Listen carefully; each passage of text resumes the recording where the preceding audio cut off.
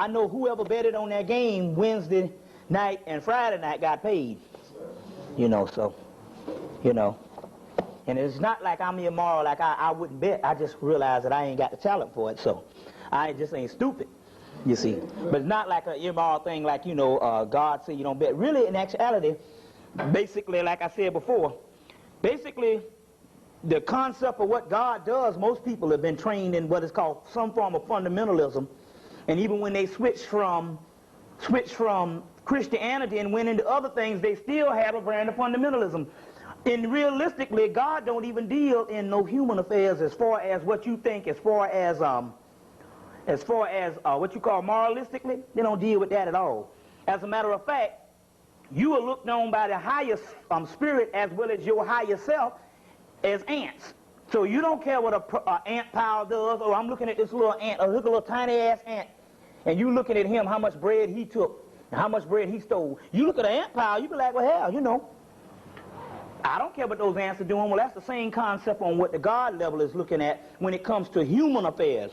The God level is energy level, and it's only dealing with the energy that's in you, and it has nothing to do with any social, moralistic, mundane, economical, and political, spite what you think. Spite what you think, because ain't nobody been no more obedient than we have, and we've been good-ass Christians, and what has happened? Still good-ass slaves, and good-ass hoes, and good-ass everything else.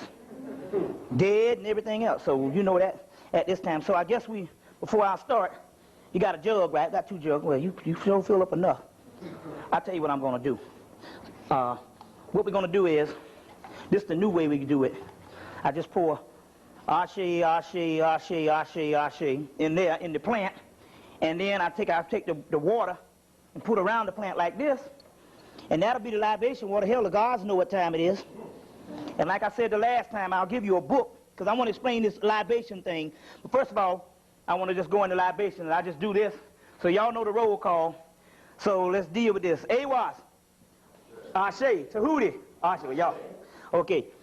Osea, Ashe, Aset, Ashe, Heru, Ashe, Nebhert, Ashe, Het Heru, Ashe, Bash, Ashe, Tu, Ashe, Sophia, Ashe, Abraxas, Ashe, Abra, Ashe, Kabdit, Ashe, Hadit, Ashe, Ankop the Kansu, Anpu, Tahuti, Enoch, Elijah, Brahma, Vishnu, Brahmini, Ramachandra, Sita, Hanuman, Lakshmi, Jensaya, Damawalawedo, Marasha, Bridget, Adam Gwadi, Ogu Farelli, Ogu Shango, Edowedo, Zaka, Alafi, Legba, Papagede, Loa, Nakumpa, Umbelinga, Nkulukulu, Odudawa, Iminja, Orisha Oku, Oya, Chengo, Oshun, Ogun,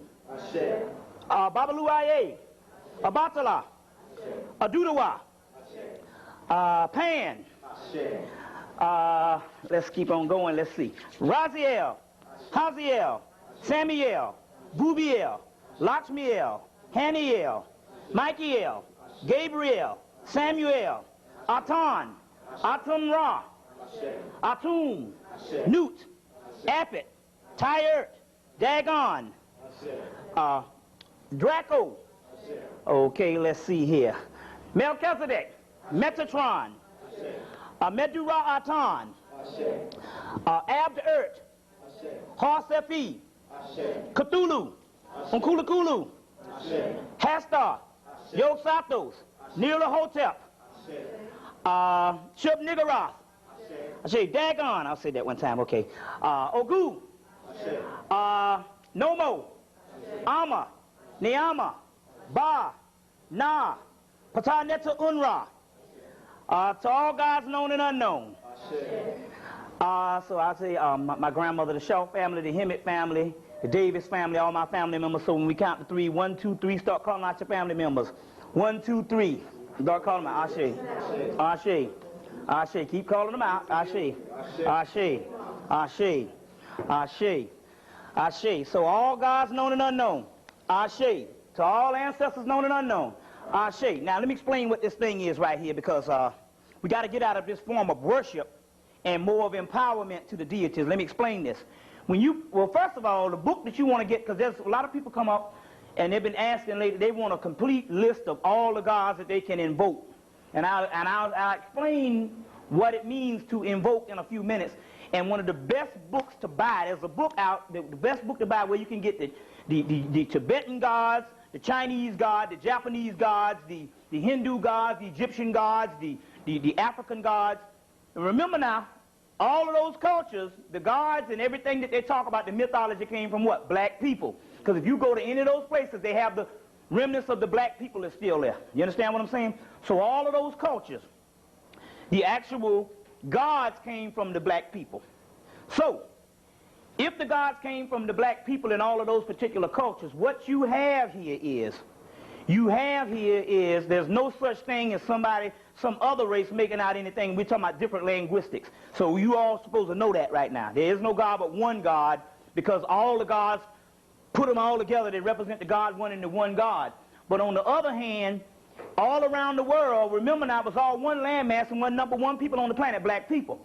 So the book that you want to get is called, The Ancient Shining Ones. The Ancient Shining Ones by D.J. Conway. And it'll go into the several different aspects of the different secret societies, and then they'll give you all the list of the gods throughout the world, including the Hawaiian gods, because those are our brothers and sisters over there. You see what I'm saying? Well, you know how that is. Everybody's dead in the brain, you see. So what we're talking about ancient.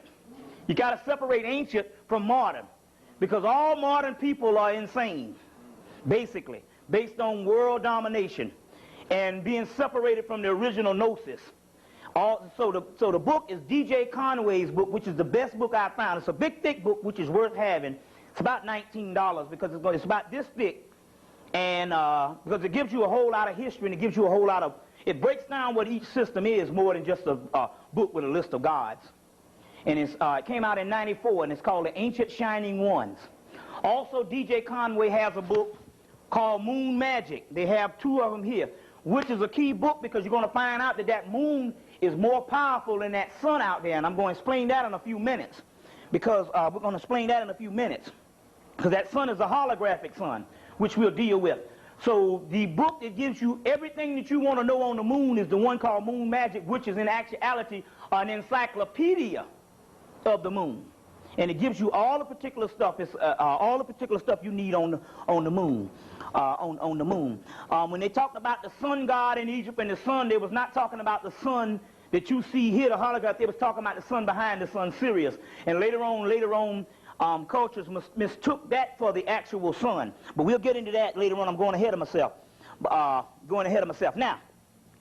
the D.J. Conway also has out this book called Magical Primer.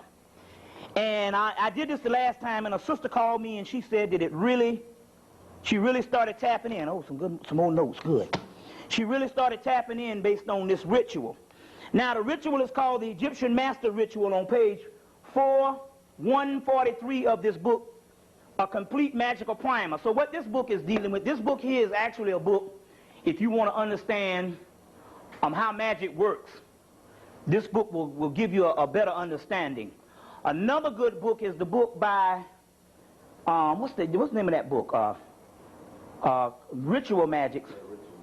The name of the guy is, what's the name of the guy? I'll find it. It's a Jewish guy. Anyway, he took all the systems around the world and put it in one book, and he made it simple.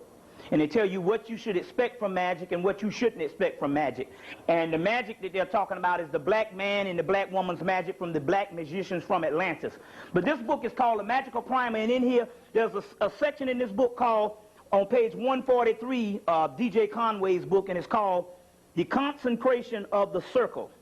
Now, the circle is called the 0 point, and the 0 point is which everyone must go to get the new manifestation. And the 0 point is nothing but the black dot. You see, in you, your circle, which they say go within, they're talking about go within the circle. So this particular ritual where they're talking about consecration of the circle here, this particular ritual where they're talking about consecration of the circle, you can let them on in after you tell them that, though.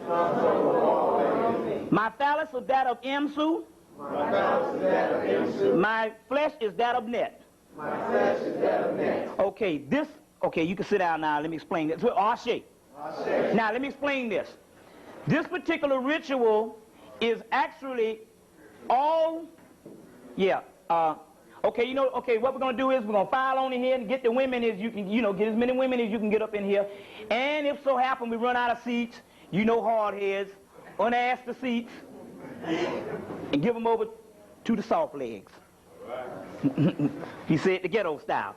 What we're dealing with here is we are dealing with a ritual that actually it conjures up energy in you. Every element that's in the known universe is also in your body. You see what I'm saying? In your body you have a fire within you is hotter than the fire that you see in the flame. That blue part is hotter even than that, and that's that Kundalini energy. And anybody ever raised this thing, you can feel it to somewhat degree.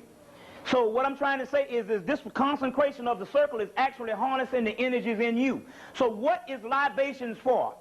You pour libations, and this is the main secret of libations, is not also it pays homage to the ones that are passed on and to the energies of the universe that you call gods, or the one God or the God one. But not only that, it's the gods work in the universe through you. So when you pour libations, secretively, whether you knew this or not, you was actually empowering yourself. And the more and more you pour to the gods, the more and more you activate energy within yourself. You understand what I'm saying? Now, what was the brother name yesterday we was talking to, the brother from the Olympics? Kevin Young. Kevin Young, right? He's the hurdler that broke Edwin Moses' record.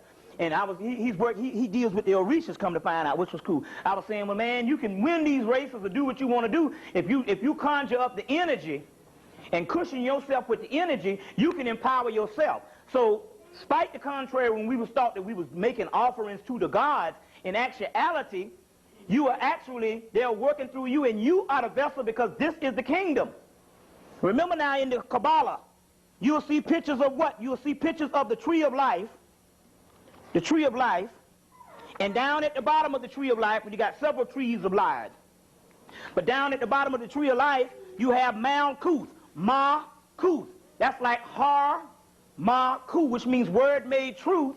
Malkuth, or Malkuth, which is actually talking about the kingdom. It's called the kingdom. So the kingdom is now here. You must understand when the kingdom is, and what happens was you must understand when you inherit the kingdom. You are sitting on the kingdom is now here. It's just that we don't understand because we're still semi-dazed that understand that now we have inherited the kingdom, but we're still looking for the gods.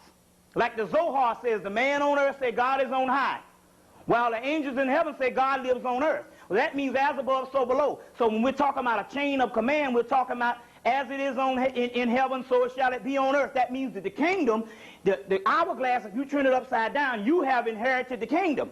All the cosmic power zones and everything is here, and we'll go deep into that in a few minutes. All that is lined up now. So when you inherit the kingdom, it means one thing. You can't be no five-star general asking no damn buck private what the hell to do. They're saying, hell, we're here to take out your orders. So they said, when you are dead or when you are asleep, the angels or the gods or the spirits that you call upon, they guide you while you are dead. But once you become to a certain level and you become awakened, they become your servants. Not a matter of a disrespect, it's just a matter of chain of command. You understand what I'm saying? It's just like at one time you were asleep, and now they became the wheels of the car. But hell, the wheels of the car can't turn, or the motor can't turn on now unless you turn the damn key. So when you deal with these particular libations, you are empowering yourself. It's all about you. It said homage thee to something about the shining ones. All return now. That the shining ones are you. So when the book said the return of the book is talking about the ancient shining ones, they're talking about you. That's the mystery. So when you pour libations and stuff, you're actually empowering yourself. And that's the difference between worshiping and becoming the object of worship, or becoming the embodiment of the energy that you think in actuality is separated from yourself. No God has no soul older than yours, and we'll go into that concept. There is no God higher than you. Now, for some people have a different, can't grasp that. Once we get deeper into the lecture, we will be going into that particular part. Now, let's go into a little bit of hard copy, because you always got to do hard copy, because most of black people, most of you are in consciousness. We are basically teaching to the converted now. It's not going to be too many other people that you got to come out, because it's not a movement. This is the key now. And we must stress this as we go on closer and closer into the apocalypse, or going to the end of the apocalypse, and we'll explain that too. This is not a movement whereas you got to go out and saying, you got to get the masses. So the reason why you don't think anything is going on, because you see the masses is all messed up. The whole key is you can't wake up 80 million people in the United States. Now, when I say that, we're talking about 40 to 60 million black people, and we're talking about closely 80 million people when you talk about the black Hispanics that don't know that they're black, and the black Native Americans, there's some of them that still don't know that they're black. You see what I'm saying? And also you got a white element of that also too. You can't wake up, if you tried to wake up 80 million people, that means that you'll be here till the year 4000. And you still have about 3 million people that you woke up.